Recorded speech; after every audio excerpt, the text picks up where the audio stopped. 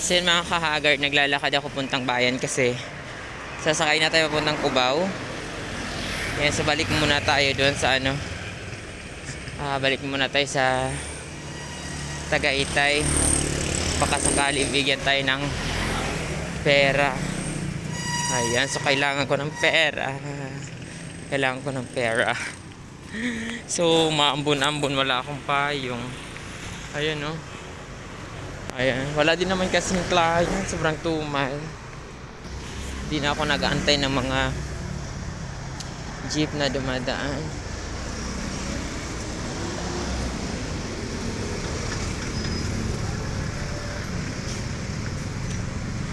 Kasi matatagalan ako, so naglakad na lang ako.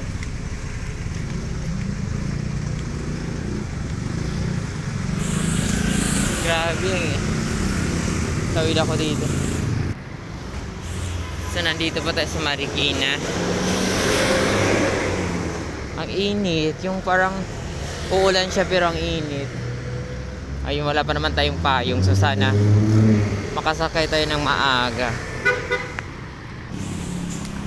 Kasi malapit na tayo sa bayan mga kahagard.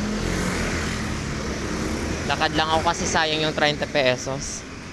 Diyos ko, tipid ako ngayon kasi pamasahe na lang yung pera ko. So ayan, lakad-lakad din pag may time. Kung kaya naman lakarin kasi sayang yung pamasahe. 30 pesos, Diyos mio. Pera natin, pamasahe na lang talaga natin.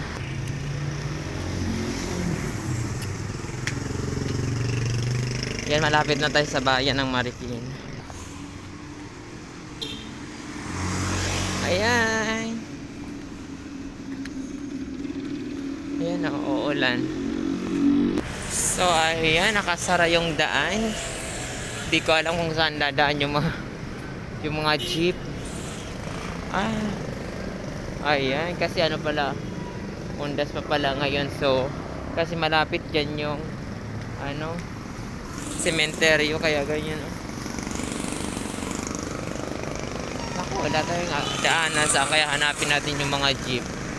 Kulira, ang hirap. So bukas na tayo nito bukas na lang tayo nito umuwi para sure na sure. Ayun, walang hirap naman ito.